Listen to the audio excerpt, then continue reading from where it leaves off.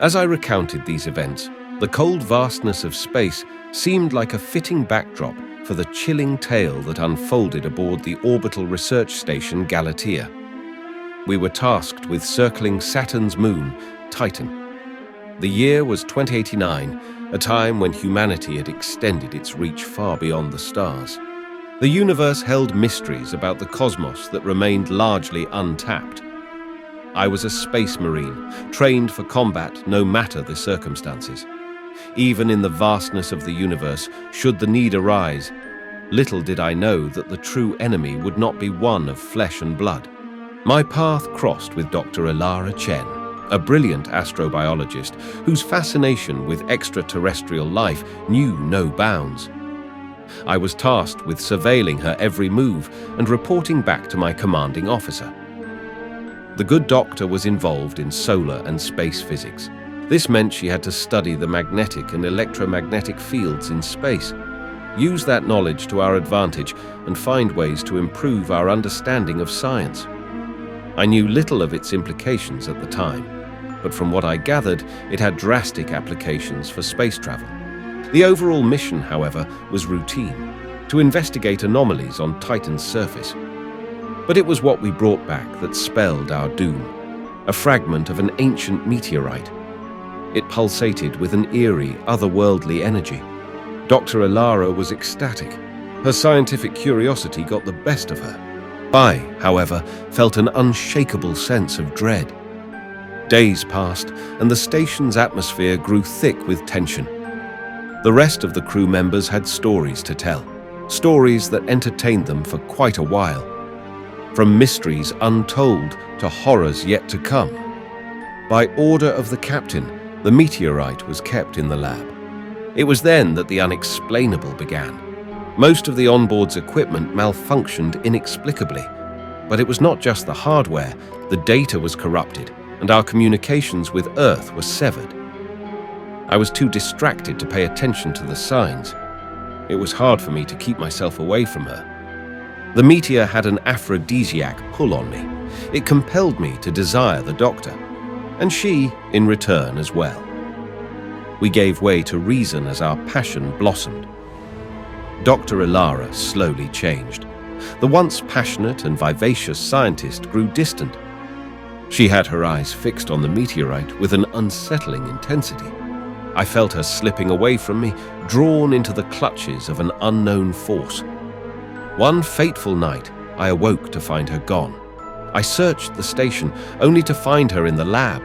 She was whispering to the meteorite as if it were alive.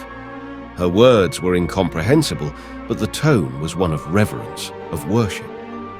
That was when I saw them. Not ghosts or shadows, but entities of a different realm, shimmering in the air, their forms flickering like a mirage. Their tendrils latched onto the doctor. She bowed to them in reverence, and in return, they possessed her spirit. I felt panic surge through me as I realized we were not alone. These beings, born from the meteorite, had infiltrated our reality, bending it to their incomprehensible will. The station itself seemed to warp and twist, its corridors stretching into impossible geometries. Reports indicated that some of the crews were lost in space. The loss of sanity and self-control compelled them to seek out the void, and in their hubris, they died a silent death. The captain issued new orders. As I suspected, this was a state of emergency. All hands were on deck. Even the engineers were tasked with sealing the bomb bay doors. Half of the crews were to stay in their cabins under the captain's order. He had hoped this would give us some time to breathe, perhaps enough to help others survive this ordeal. According to the time logs, the first mysterious death occurred 100 hours after the meteor was brought on board the ship. It did not take long for people to connect the dots. Some tried to break into the lab. Despite my warnings, they would not listen. Once they broke through the glasses, they were mesmerized by Dr. Elara. She was fully under control of the meteor and whatever evil lurked within. She used that to her advantage and immobilized the crew, holding their bodies in the air like a puppeteer and his marionette. I looked in shock as their bodies were ripped apart, limbs from limbs. The entire room had traces of the victim's blood. The doctor, however, smiled in irony. I feared for my life, so I pretended to be dead. That's when she walked past me as if I didn't matter at all. Seconds or minutes may have gone by before I could get back up. By the time I did, I heard sirens through the ship. I called for my superior, but the radio could only return static. I feared the worst might yet come, so I raced to the control deck in search of the captain. The path was littered with more dead bodies than I could count. Most of them were armed with a pistol. The use of automatic rifles was forbidden on the ship. It was a precautionary method for the crew's safety, but I knew I had to find my commanding officer. Without him to lead us, I feared the worst. Suddenly, the silence went off. I stumbled on my feet in fear. I am unable to tell what just happened. Then, in a twist of fate, the light returned. But it did not happen without concern. From the corner of my eye, I saw Dr. Ilara. She was in a deep trance, chanting words that didn't belong to the people of Earth.